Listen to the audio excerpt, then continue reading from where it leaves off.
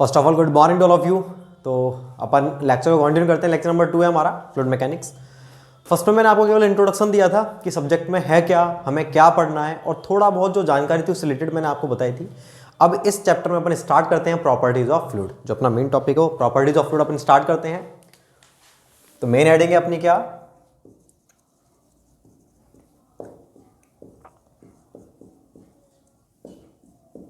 Properties of fluid. Fluid के बारे में पढ़ चुके हैं क्या होता है। अब अपन देखेंगे प्रॉपर्टीज कौन कौन सी होती है।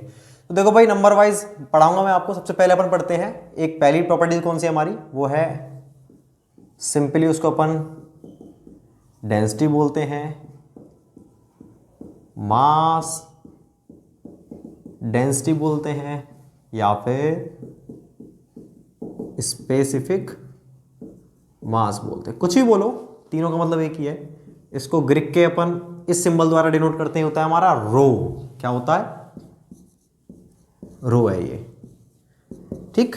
थोड़ा सा ऐसे बेंड है ये, रो के द्वारा डिनोट करते हैं। आप जानते हो हमारी मास डेंसिटी एक्चुअल में क्या होता है। ये एक्चुअल में तो होता है ये मास डेंसिटी। वैसे रियल चीज क्या है, ये मास डेंसिटी, लेकिन अपन इसको शॉर्ट में क्या बोलते हैं, ओनली डेंसिटी। आपने केवल क्या पढ़ा होगा, रो बराबर क्या होता है, डेंसिटी। डेंसिटी वो कौन सी डेंसिटी है, मास डेंसिटी। डेंसिटी तो बहुत प्रकार की होती है। डेंसिटी हमारी मास डेंसिटी होती है, वेट डेंसिटी होती है। तो ये कौन सी डेंसिटी है, ये हमारी जो हम डेंसिटी से जिसे हम डिनोट करते हैं रो से, वो होती है हमारी मास डेंसिटी। तो क्या होती है डेंसिटी, रो बराबर मास पर यूनिट वॉल्यूम। आपने पढ़ा होगा, यही होता है रो बराबर मास पर यूनिट वॉल्यूम। तो मास पर यूनिट वॉल्यूम को ही हम बोलते हैं मास डेंसिटी, या फिर सिंपली डेंसिटी से अपन इसको डिनोट करते हैं। तो किसी भी फॉर्मूले से आपको अगर डेफिनेशन क्रिएट करनी, कैसे बनाओगे, नीचे वाले डिनोमिनेटर को 1 कर दो, यूनिट कर दो। तो हम क्या कहेंगे, अगर आप इसको यूनिट कर दोगे तो रो बराबर क्या हो जाएगा, रो बराबर एम हो जाएगा। कब हो जाएगा ये, जब v बराबर क्या है हमारा 1 है। 1 का मतलब यूनिट। अब कैसे डिफाइन करोगे आप कि यूनिट वॉल्यूम में प्रेजेंट मास को ही क्या बोलते हैं, मास डेंसिटी कहते हैं। तो ये वो चीज होती है। अब इसको फिजिकली कैसे समझोगे, मान लीजिए मेरे पास कोई कंटेनर है, ठीक है, कोई बॉक्स है, उसका डायमेंशन क्या है, 1 metre by 1 metre by 1 metre. तो इस कंटेनर में 1 metre by 1 metre 1 metre cube हो चुका है। उसमें कितना मास आ सकता है, जितना भी मास आ सकता है। मान लो उसमें 10 किलोग्राम आ गया, तो 10 किलोग्राम कितने में, 1 metre cube. 10 kilogram per metre cube, वो क्या होगी, उसकी मास डेंसिटी, या फिर बोला जाए सिंपली डेंसिटी। तो क्या होती है, 1 मीटर क्यूब वॉल्यूम में, 1 मीटर क्यूब वॉल्यूम में जो मास प्रेजेंट है उसी को हम क्या बोलते हैं, डेंसिटी, या फिर मास डेंसिटी बोलते हैं। ठीक है, तो ये होता है हमारा मास डेंसिटी। अब अगर मैं उस मास को मल्टीप्लाई कर दूं 9.81 से, मतलब ग्रेविटेशनल एक्सेलरेशन से मल्टीप्लाई कर दूं, तो वो मास क्या हो जाता है हमारा, वेट हो जाता है। मास क्या हो जाता है, वेट। अगर आप मास को ग्रेविटेशनल एक्सेलरेशन से मल्टीप्लाई कर दोगे तो क्या बन जाता है, वो हमारा वेट बन जाता है। तो अब फिर वो क्या हो जाएगी हमारी, m की जगह हो जाएगा W अपॉन में V। इसको बोलेंगे कौन सी डेंसिटी, ये भी डेंसिटी हो गई, लेकिन ये कौन सी डेंसिटी हो गई, ये हो गई वेट डेंसिटी। उसको गामा से डिनोट करते हैं, वो हमारा नेक्स्ट प्रॉपर्टी है। तो भाई मास डेंसिटी क्या होती है, एक यूनिट वॉल्यूम में प्रेजेंट मास को ही मास डेंसिटी या डेंसिटी कहा जाता है, और 1 मीटर वॉल्यूम में प्रेजेंट वेट को वेट डेंसिटी या फिर यूनिट वेट कहते हैं। ठीक है ना। तो इन दोनों को अपन लिखते हैं 1 बाय 1। डेंसिटी पर किसका प्रभाव पड़ता है, किसका नहीं पड़ता है, वो भी अपन देखते हैं। और डेंसिटी अपन प्रॉपर्टीज किसकी पढ़ रहे हैं, फ्लूइड की पढ़ रहे हैं। मतलब इसमें हमारा लिक्विड भी आता है और गैस भी। तो इसकी आप डेफिनेशन क्या लिखेंगे, साइड में लिखेंगे अपन, एक यूनिट वॉल्यूम में प्रेजेंट मास को मास डेंसिटी, या सिंपली क्या बोलते हैं, डेंसिटी, ब्रैकेट में लिख देना, रो कहा जाता है। क्लियर है बात भाई। इसको कहते हैं अपन डेंसिटी या फिर मास डेंसिटी। अब इसके अपन पहले यूनिट देखते हैं भाई, इसकी यूनिट क्या होगी, इसकी यूनिट देखते हैं, यूनिट क्या होगी, मास क्या होता है हमारा, यूनिट में इसकी सभी चीज़ों में दिखाता हूँ आपको।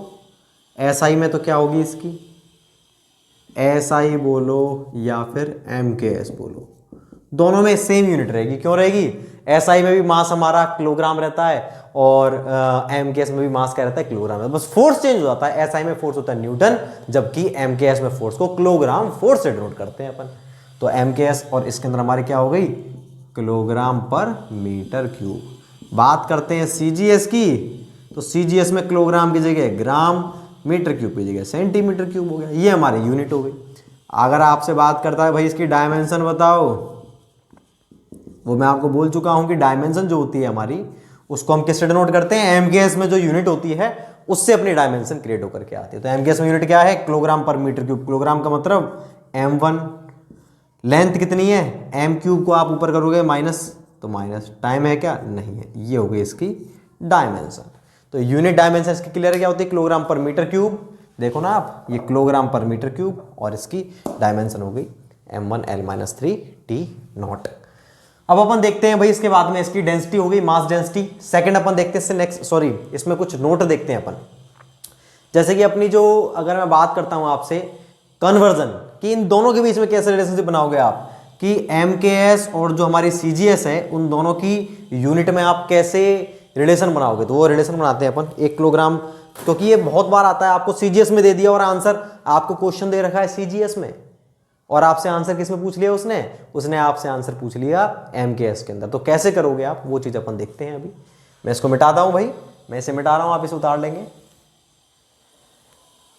कन्वर्जन में इसको यहीं लिख देता हूं, देखो, जिससे क्या अगला वाला इजीली आ जाएगा। नोट नंबर 1 आप इसके नीचे उतारेंगे, ध्यान रहे मेरी बात सुनते जाएंगे आप हमेशा, क्योंकि मैं तो बोर्ड में पता नहीं क्या क्या लिख दूंगा, प्रॉपर नोट्स बनाने हैं तो बात सुनते जाएं।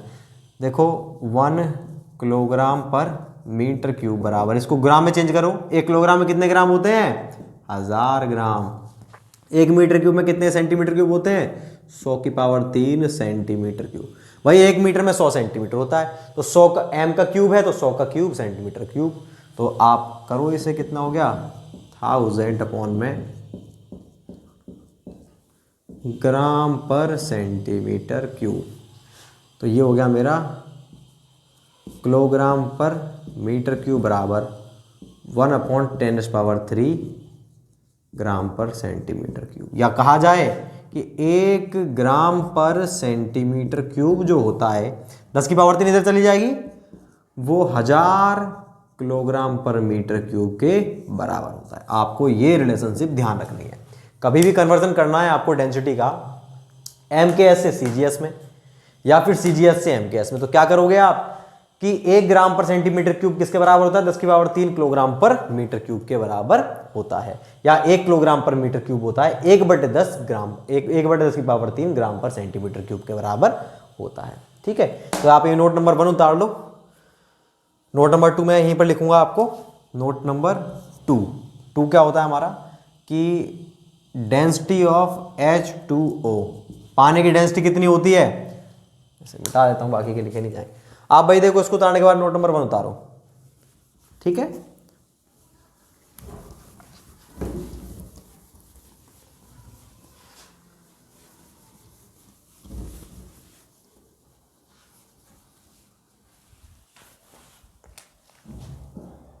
नोट नंबर 2 क्या है, डेंसिटी ऑफ H2O मतलब वाटर कितनी होती है, 1000 kilogram per metre cube. Density of Hg का मतलब मरकरी है। 2 ही इंपॉर्टेंट है अपने फ्लूइड मैकेनिक्स में, वैसे इंपॉर्टेंट बहुत सारे हैं, मोस्ट इंपॉर्टेंट ये 2 हैं, इसलिए इन दोनों की लिखता हूं। तो मरकरी की वेरी करती है 13500 से 13600 किलोग्राम पर मीटर क्यूब, ये होती है इसकी। Molecules, displacement, surface tension as well as temperature, कई सारी चीज़ों पर डिपेंड करती है, उसके और प्रेशर, उसके अकॉर्डिंग मरकरी की जो होती है हमारी डेंसिटी वो वेरी करती है 13500 से 13600 के बीच में होती है। पानी की भी करती है भाई वेरी डेंसिटी, तो पानी की डेंसिटी होती है 999 से 1001 के बीच में। अब बताओ ये क्या, बहुत ज़्यादा प्रेशर चेंज कर दोगे तब भी इतना डिफरेंस होगा, बहुत कम करोगे तब भी इतना होगा, टेम्परेचर बहुत बढ़ाओगे तब भी इतना, इसलिए अपन इसको 1000 ही मानते हैं। लेकिन ये जो है प्रेशर टेम्परेचर पे थोड़ा बहुत इसका प्रभाव पड़ता है, इसलिए इसकी 13500 से 13600 के बीच में मानी जाती है। आपको क्वेश्चन में दे के रखेगा हमेशा, नहीं दे के रखे तो टेंशन लेने की जरूरत नहीं है, 13.5 मानना आप, 13,500 मानना, ठीक है ना। Density of air 1.2 kilogram per metre cube. अब आप देख लो हवा की कितनी कम है, इसको एक मान लो लगभग, ये 1000 है ये एक, तो पानी की जो होती है वो 1000 गुना अधिक होती है density in comparison to air, air की 1000 गुना कम होती है इन कंपैरिजन टू वाटर। तो अब अपन लिखते हैं, 4 नोट हो गए, 5वां नोट और लिखते हैं क्या, जो मैं आपको बता चुका हूं, लिक्विड की डेंसिटी पर प्रेशर व टेम्परेचर का प्रभाव बहुत कम पड़ता है। तो लिक्विड की डेंसिटी पर टेम्परेचर प्रेशर दोनों का प्रभाव क्या है, बहुत कम पड़ता है, बहुत ज्यादा नहीं पड़ता। लेकिन गैस की डेंसिटी पर प्रभाव पड़ता है क्या, बिल्कुल पड़ता है। कितना पड़ता है, उस पर तो बिल्कुल करता है, सिग्निफिकेंट प्रभाव पड़ता है। तो कैसे पड़ता है कि प्रेशर बढ़ाओगे तो डेंसिटी गैस की बढ़ेगी या घटेगी, टेम्परेचर बढ़ाने पर बढ़ेगी घटेगी, वो अपन देखते हैं नेक्स्ट नोट के अंदर। नोट नंबर 5 उतारेंगे, 6 उतारेंगे, सॉरी, वैसे मिटाता हूं, इसके बाद अपन उतारेंगे नोट नंबर 6 उतारेंगे।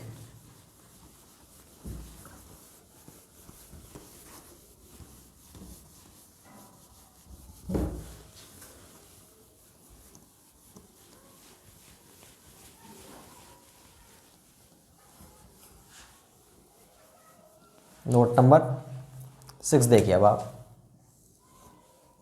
6 क्या कहता है, गैस की डेंसिटी पर प्रेशर व टेम्परेचर का प्रभाव पड़ता है, जो निम्न प्रकार होता है। अब ये बात ध्यान रख रहे हैं, अब बहुत से सोच रहे होंगे सर कैसे पड़ेगा प्रभाव, कितना पड़ेगा, तो मैं आपको बता दूं, मैं आपको ऑलरेडी बता चुका हूं ये चीज़। अगर किसी को ध्यान हो, उस टाइम मैंने बोला था आपको लास्ट क्लास में, परफेक्ट गैस इक्वेशन लिखवाई थी, बस वही आपको ध्यान रखें। तो आप वो इक्वेशन क्या थी, P बराबर rho into are into T. मैं इसी से देखूंगा कि डेंसिटी जो है वो प्रेशर के कैसे समानुपाती है। तो देखो आप, rho is directly proportional to pressure. एक तो ये हो गया कि अगर आप प्रेशर को बढ़ाओगे तो डेंसिटी भी बढ़ेगी, प्रेशर को घटाओगे तो डेंसिटी भी घटेगी। और डेंसिटी और टेम्परेचर के बीच में कैसे बनाओगे रिलेशन, टेम्परेचर को इधर भेज दो तो P अपॉन टी हो गया। तो अपना आया rho is inversely proportional to temperature. अगर आप, ये हो गया अपना दूसरा रिलेशन, टेम्परेचर बढ़ाओगे तो डेंसिटी घटेगी। सही बात है, टेम्परेचर बढ़ा दो तो गैस के जो मॉलिक्यूल्स हैं वो थोड़ा दूर हो जाएंगे, दूर हो जाएंगे तो उतने ही वॉल्यूम में कम गैस आ पाएगी, कम गैस आ पाएगी तो डेंसिटी उसकी हो गई कम। अगर प्रेशर बढ़ाओगे तो प्रेशर बढ़ाने पे जो मॉलिक्यूल्स हैं वो कंप्रेस होंगे, पास पास आएंगे, पास पास आएंगे तो उतने ही वॉल्यूम में ज़्यादा पार्टिकल्स आ गए, ज़्यादा मॉलिक्यूल्स आ गए गैस के, तो डेंसिटी बढ़ गई। तो आप कैसे भी सोच सकते हो, देखो इक्वेशन से भी सोच सकते हो, आप वैसे भी सोच सकते हो। तो ये अपने सारे नोट लिख लेंगे आप। अब इसके बाद फिर मैं आपको सेकंड बताता हूँ। मैं इसे मिटाता हूँ भाई, मैं इसे मिटा रहा हूँ, सेकंड अपन देखेंगे। 6 नोट हो चुके हैं इसके।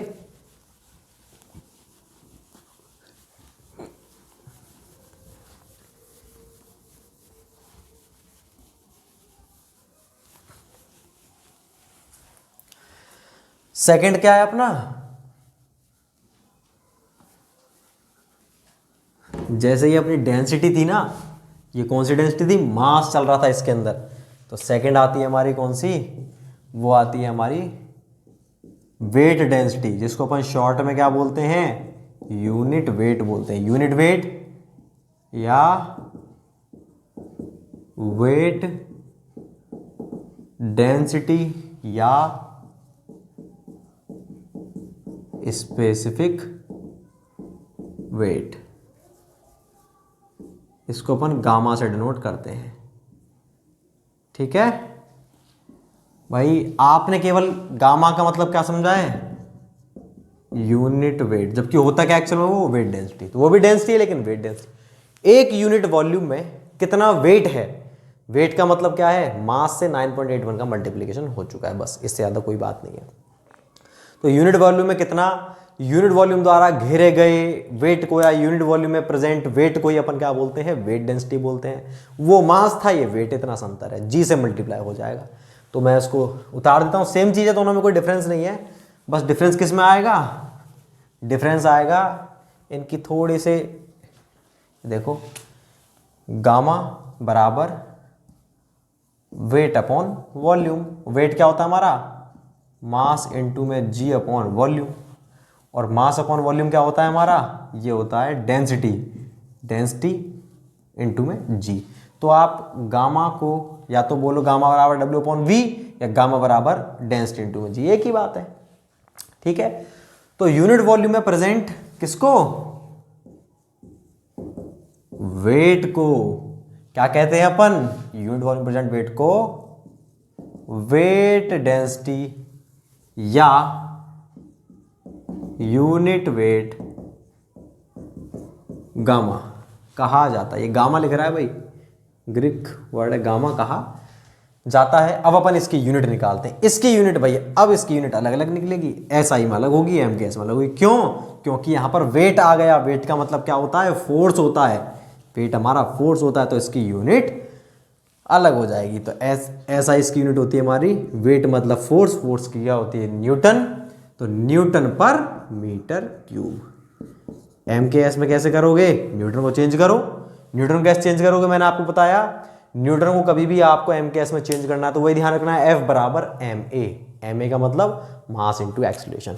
मास की क्या होती है, किलोग्राम, एक्सीलरेशन मीटर पर सेकंड स्क्वायर, इनटू में 1 अपॉन मीटर क्यूब, पहले से ही है, मीटर से मीटर कैंसिल हो गया, तो ये बचा मेरा क्या, kilogram per metre square second square. भाई किलोग्राम मीटर से मीटर कैंसिल, तो मीटर स्क्वायर बचा नीचे, सेकंड स्क्वायर था। ये एमकेएस में हो गई। सीजीएस में क्या होता है, फोर्स की यूनिट डाइन होती है पर सेंटीमीटर क्यूब। अगर आप इसको डाइन को चेंज करोगे आगे, तो डाइन क्या हो जाएगा हमारा, ग्राम पर सेंटीमीटर स्क्वायर सेकंड स्क्वायर। बात करते हैं इसकी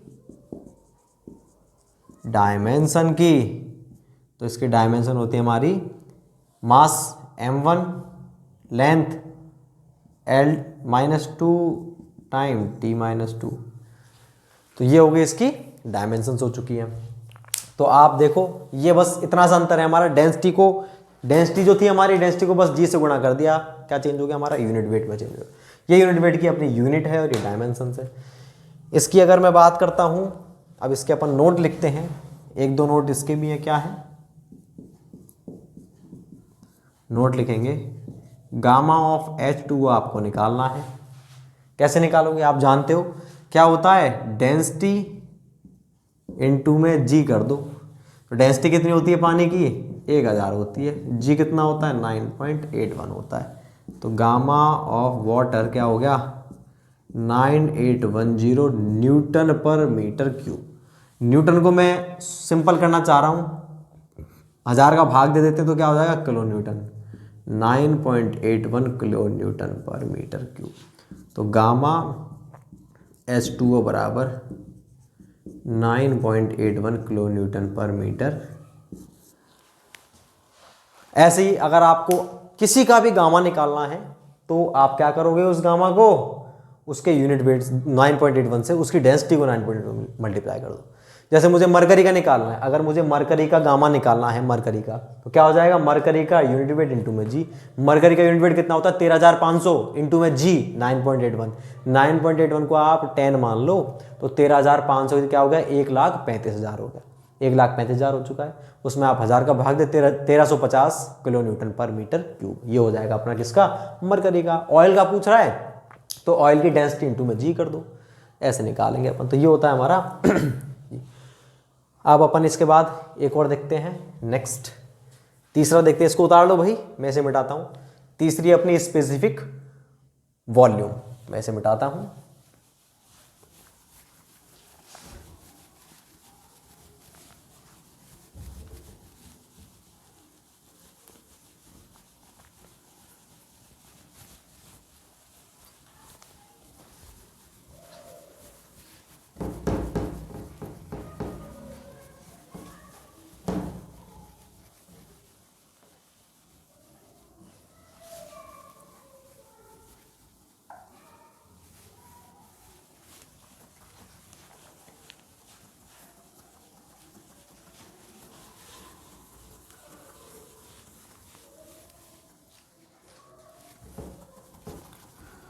स्पेसिफिक वॉल्यूम भाई, मैं आपको एक बात बता दूं, जितना भी पढ़ो स्टार्ट में अपन थोड़ा सा स्लोली स्लोली पढ़ेंगे, उसके बाद अपन जैसे ही आप फ्लो में आ जाओगे फिर अपन फ्लो में चलेंगे, रिवीजन करते रहना बस।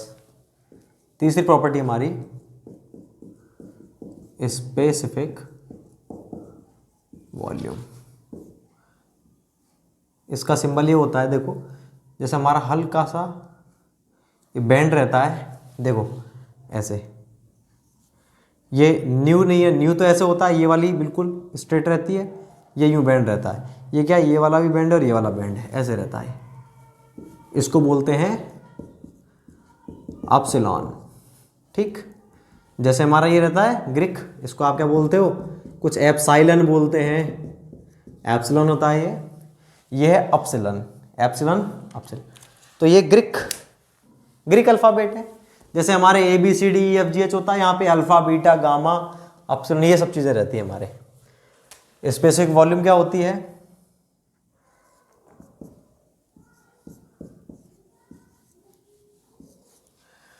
देखो भाई V/m, V/m का मतलब क्या है, वॉल्यूम पर यूनिट मास, एक यूनिट मास के द्वारा कितनी वॉल्यूम घेरी जा रही है।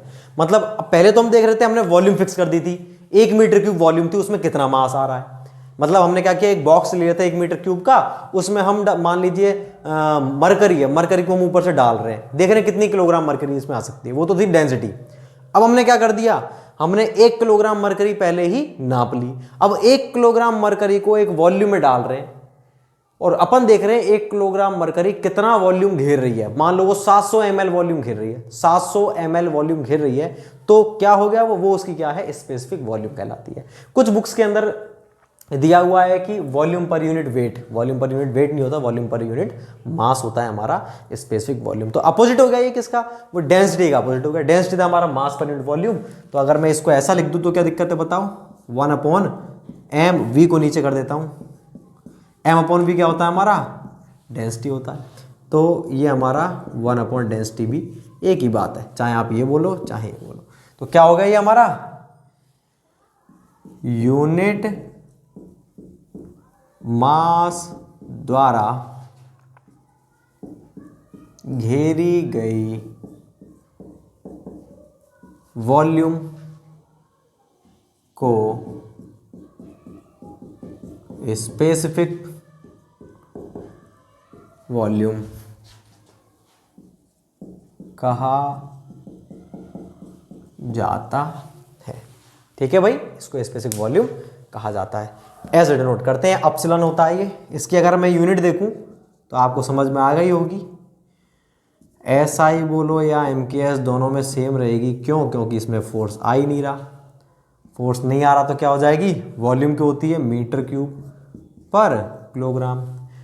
और अगर CGS में बात करें तो मीटर क्यूब की जगह सेंटीमीटर क्यूब पर ग्राम।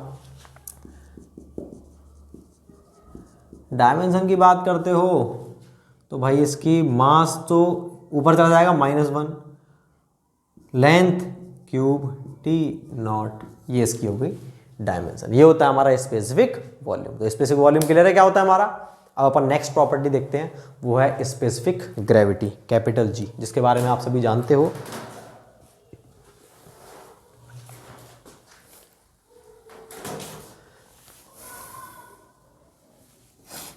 फोर्थ प्रॉपर्टी है स्पेसिफिक ग्रेविटी। ये जनरल प्रॉपर्टीज है, ये तो हर चीज की स्पेसिफिक, ये कोई फ्लूइड मैकेनिक्स की नहीं है स्पेशल भाई, ये तो हर चीज़ के लिए फिक्स है। फ्लूइड मैकेनिक्स की तो जो 5th प्रॉपर्टी आएगी वहाँ से स्टार्ट है मेनली, ये मान के चलो।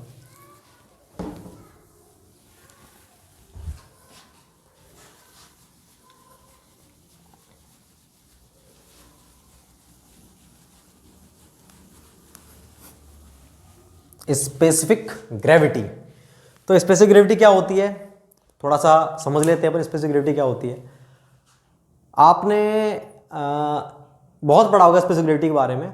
ये क्या है फिजिकली, ये फिजिकली क्या होती है, स्पेसिफिक ग्रेविटी वो पैरामीटर होता है, वो डायमेंशनलेस पैरामीटर होता है जो किसी भी चीज के स्टैंडर्ड चीज की तुलना में हल्केपन या भारीपन को बताता है। तो ये क्या है, ये वो स्पेशल डायमेंशनलेस पैरामीटर है जो किसी भी चीज के किसी दूसरी स्टैंडर्ड चीज से की तुलना में क्या हल्केपन भारीपन बताता है। अभी नहीं समझे आप, जैसे कि मान लीजिए मैं कह रहा हूं इस मार्कर की स्पेसिफिक ग्रेविटी क्या है, मैं बोल रहा हूं इस मार्कर की स्पेसिफिक ग्रेविटी जो है 1.2 है। 1.2 का मतलब क्या है, ये 1 से अधिक है। हम स्टैंडर्ड चीज क्या होती है, पानी मान लिया हमने, तो अगर पानी में आप रखोगे ना तो 1 से ज्यादा है तो ये पानी में डूब जाएगा। मतलब क्या बता रहा है, ये भारी है पानी से। कितना भारी है, 1.2 गुना भारी है या 20% अधिक भारी है, तो भारीपन को बता रहा है। ऑयल की बात करते हैं, तेल की स्पेसिफिक ग्रेविटी कितनी है, तेल की स्पेसिफिक ग्रेविटी है जी 0.7। 0.7 का मतलब क्या है, 1 से कम है। तो हम कह रहे हैं वो 30% हल्का है, किसकी तुलना में, पानी की तुलना में। तो हल्का है तो क्या होगा, वो जो चीज हल्की होती है वो ऊपर रहती है, भारी चीज नीचे। तो तेल पानी के ऊपर तैरेगा, डूबेगा नहीं। बात क्लियर है। और अगर मैं बात करता हूं मरकरी की, तो मरकरी की स्पेसिफिक ग्रेविटी होती है 13.5। इसका मतलब मरकरी पानी से 13.5 गुना अधिक भारी है। भारी है तो पानी में वो डूब जाएगी। बात क्लियर है क्या नहीं। तो क्या बता रहा है स्पेसिफिक ग्रेविटी, स्पेसिफिक ग्रेविटी बता रहा है केवल हल्केपन या भारीपन को। स्टैंडर्ड सब्सटेंस या स्टैंडर्ड तत्व की तुलना में हल्केपन या भारीपन को बताता है। ये वो पैरामीटर होता है, ये वो डायमेंशनलेस पैरामीटर होता है जो किसी भी तत्व के स्टैंडर्ड तत्व की तुलना में हल्केपन या भारीपन को बताता है। यहां पर अपन फ्लूइड मैकेनिक्स पढ़ रहे हैं तो तत्वों को हटा करके मैं क्या लिख दूंगा, मैं लिख दूंगा यहां पे फ्लूइड, जो किसी भी फ्लूइड के स्टैंडर्ड फ्लूइड की तुलना में हल्केपन या भारीपन को बताता है। तो ये होती है हमारी स्पेसिफिक ग्रेविटी। अब आप कैसे ज्ञात करोगे, सिंपली सोच सकते हो। मान लीजिए मेरा वेट, आप मान लीजिए 50 kg है, ठीक है। कोई दूसरा आदमी है, उसका वेट है मान लीजिए 100 kg। तो आप क्या कहोगे, आप उसका एब्सोल्यूट, उसका 100 किलोग्राम वेट है, मेरा 50 किलोग्राम। आप दूसरे तरीके से कैसे कह सकते हो कि भाई उस आदमी का जो वेट है प्रबल चौहान की तुलना में दुगना है। दुगना है क्या नहीं, दुगना हो गया। तो आपने क्या किया, मेरा वेट नीचे रखा 50, 100 को क्या रखा, ऊपर रखा, तो 100/50 बराबर 2 आ गया। बात कर रहे हैं क्या नहीं। किसी का 25 है, 25 किलोग्राम है, तो आप कहोगे उसका वेट प्रबल चौहान की तुलना में 25 हाफ आधा है। बात कर रहे हैं क्या नहीं। तो आप क्या करोगे, उस वेट को नीचे रख दो, जिससे तुलना कर रहे हो उसको नीचे रखो, जिसकी तुलना कर रहे हो उसको ऊपर रखो। तो चाहे आप वेट अपॉन वेट करो, डेंसिटी अपॉन डेंसिटी करो, मास अपॉन मास करो, कुछ भी करो, चारों चीज़ों से आपका जो स्पेसिफिक ग्रेविटी है सेम निकल के आएगी। बात क्लियर है क्या नहीं। तो मैं इसको लिखता हूँ, ये होती है हमारी स्पेसिफिक ग्रेविटी। तो यहाँ पर स्टैंडर्ड फ्लूइड हम जानते हैं क्या होता है, लिक्विड की बात करें तो पानी होता है। पानी से अपन देख, तो स्पेसिफिक ग्रेविटी के बारे में लिखते हैं अपन, ये वो डायमेंशनलेस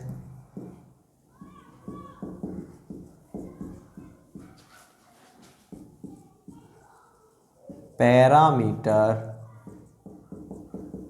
होता है जो किसी भी फ्लूइड के, कॉमा लगा के, स्टैंडर्ड फ्लूइड की तुलना में हल्केपन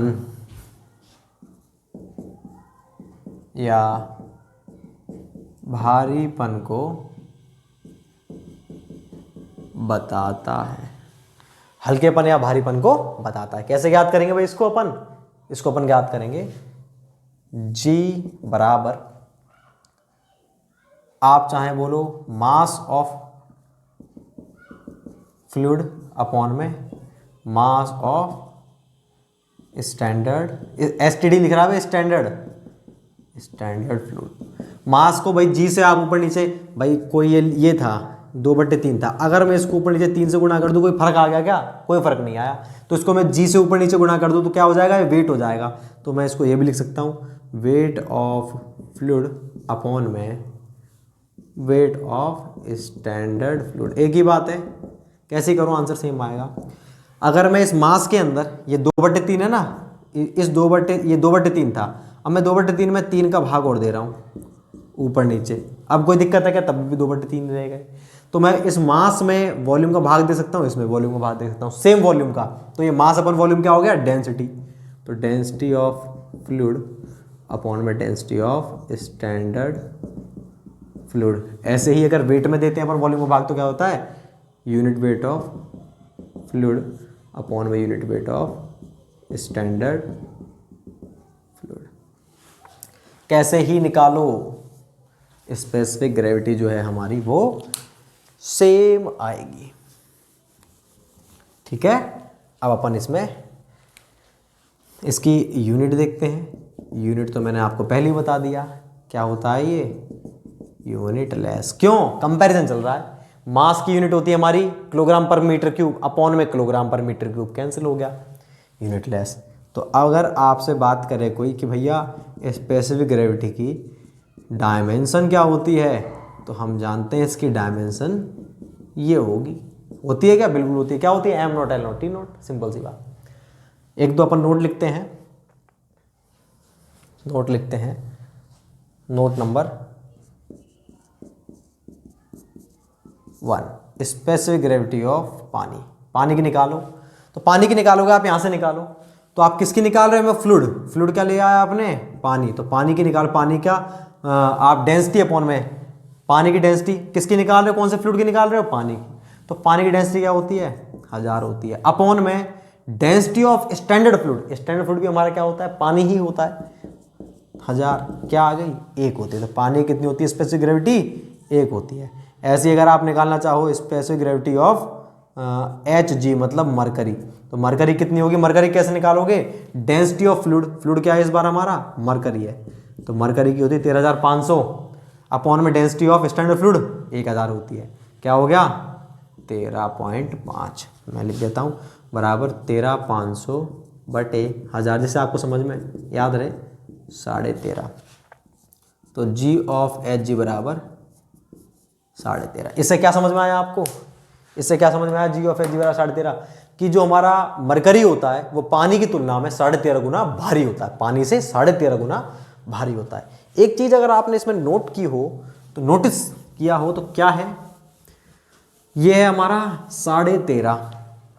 ठीक है, अगर मैं आपको डेंसिटी पूछूं मरकरी की, किसमें? CGS सिस्टम में। CGS का मतलब क्या होता है? ग्राम पर सेंटीमीटर क्यूब। तो क्या होगी इसकी डेंसिटी? डेंसिटी निकालो मरकरी की CGS में। भाई हमको मरकरी की पता तो है, लेकिन हमें तो किस में पता है? 13500 होती है किलोग्राम पर मीटर क्यूब में। किलोग्राम पर मीटर क्यूब को ग्राम पर सेंटीमीटर क्यूब में चेंज करोगे, क्या करोगे? इसमें 1000 का भाग देना पड़ेगा। मैंने रिलेशनशिप लिखवाई थी आपको। 1000 का भाग दोगे तो 1000 का भाग देते ही 13.5 आ गया, और क्या बन गया? ग्राम पर सेंटीमीटर क्यूब। तो ये 13.5 क्या है? 13.5 डेंसिटी है मरकरी की, किसमें? CGS सिस्टम में। और 13.5 ही क्या है? इसकी स्पेसिफिक ग्रेविटी है। तो हम क्या कह सकते हैं कि CGS सिस्टम में वैल्यू की बात करेंगे केवल, CGS सिस्टम में किसी भी फ्लूइड की डेंसिटी की वैल्यू मतलब 13.5 वैल्यू ही उसकी स्पेसिफिक ग्रेविटी होती है। तो CGS सिस्टम में अगर आपको दे रखी है ना उसकी डेंसिटी, तो वही क्या है? उसकी स्पेसिफिक ग्रेविटी है।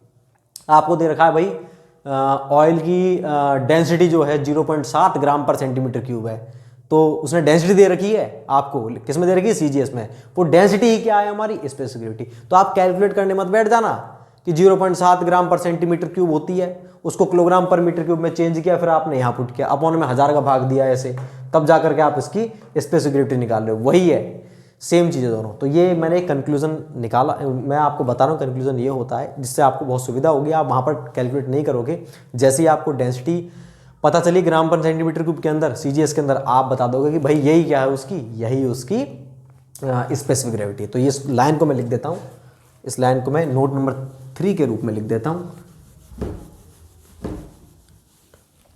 नोट नंबर 3 में अपन लिखेंगे किसी भी फ्लूइड की CGS में डेंसिटी की वैल्यू उसकी स्पेसिफिक ग्रेविटी के बराबर होती है। एग्जाम्पल अगर लिखना चाहूँ मैं आपको तो रो Hg बराबर 13.5। भाई देखो इसकी डेंसिटी, मरकरी की डेंसिटी क्या होती है? 13.5 ग्राम पर सेंटीमीटर क्यूब। सही है, यही तो होती है। तो ये क्या है, किस में है? ये CGS में है। और ये क्या है उसकी? यही उसकी स्पेसिफिक ग्रेविटी है। तो CGS में जो डेंसिटी होती है वही उसकी क्या होती है? स्पेसिफिक ग्रेविटी होती है। बात क्लियर है? तो ये अपनी बिल्कुल नॉर्मल प्रॉपर्टीज थी जो हर एक मटेरियल के लिए वैलिड होती है। अब जो आगे की प्रॉपर्टी जैसे कॉम्प्रेसिबिलिटी एंड इलास्टिसिटी और हमारी हुई विस्कोसिटी और उसके बाद में हुई हमारी सरफेस टेंशन, कैपिलरिटी, ये चारों प्रॉपर्टीज़ क्या है? ये प्रॉपर्ली फ्लूइड की है। तो इन प्रॉपर्टीज़ को हम पढ़ेंगे अपन नेक्स्ट लेक्चर के अंदर। ठीक है भाई, रिवीजन करते रहना इसको, जितना पढ़ाया है आपको तसल्ली से पढ़ेंगे अपन। Thank you so much.